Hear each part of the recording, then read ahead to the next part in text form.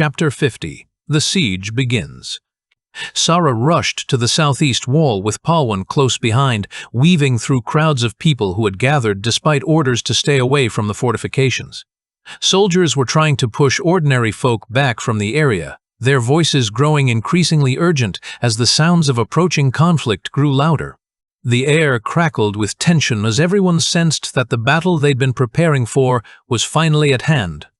From her position, Sarah spotted Sister Cora in the distance, standing near a group of rangers positioned at the top of the wall. While trying to reach her, Sarah was stopped by the same man who had confronted them months ago while they were chasing Celestine through the city streets. Sergeant Harwick, wasn't it? Please let me get to Sister Cora. Skirmishes are about to start. This is no place for civilians, girl. Captain, I have weapons that might work for the battle. What kind of things? At that moment, Sister Cora descended from the top of the wall, having completed her inspection of the defensive positions. I've placed capable priest sisters at each corner. They can protect your rangers, Captain. Sarah Miller, please leave this area. This will be a war zone. Marcus will be very upset if any harm comes to you. Now I remember you, girl. You work for Marcus. Please leave. I don't want you to get hurt. Things will turn ugly here.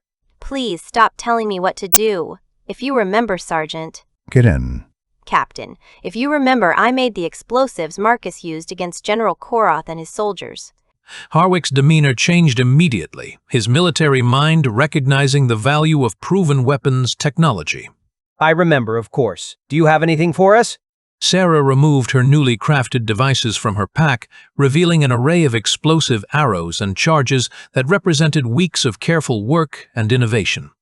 Each piece was more sophisticated than her earlier creations designed specifically for siege warfare. These are explosive arrows, but they're not as strong as what Marcus used before. They can still hurt our soldiers if they explode too close to them. That means we need to shoot them before the skirmishes start while there's still distance between us and the enemy. I'll talk to the Royal Commander. Make sure he doesn't order any charges before the explosions go off. You're too smart as always, sister. Now I'll explain how to deploy them. The sound of approaching hoofbeats grew louder, accompanied by the distinctive cloud of dust that marked a large force moving at speed. From their elevated position on the wall, they could see the full scope of the approaching battle. The Royal Army riders formed the front line with infantry arranged behind them outside the wall, waiting for the attack to begin. In front of them lay the abandoned, newly constructed Lord Hammond district where trenches had been carved from both sides, leaving only a small gap for both friend and foe to enter. A small cloud of riders was steadily increasing in size as it approached the city. That cloud is probably Commander Kane and our mounted forces.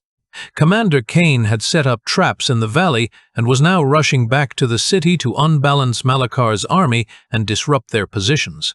Thank the light, then. Palwan, sit back and listen for Tom, okay? Palwan nodded, settling into a position where she could concentrate on maintaining her mental connection with Tom while staying out of the way of military preparations. Is that the king going outside the gates? What is he doing? Showing up. Doing what he avoided until he became king. One of the few times I heard him give a speech, he seemed like an arrogant brat. Sorry. No need, young Sarah. He was a spoiled brat, influenced by Varric and other awful advisors. I think he's learning real leadership now. Leadership isn't dying at the front. He's no fighter. What is he doing out there? Let's wait and see. How will your craftsmanship work, Sarah Miller? First of all, these are explosives, but not as strong as what Marcus used. We notified General Garop. This is how we attach them to arrows. The approaching dust cloud resolved into Commander Kane's forces riding hard toward the city with obvious urgency.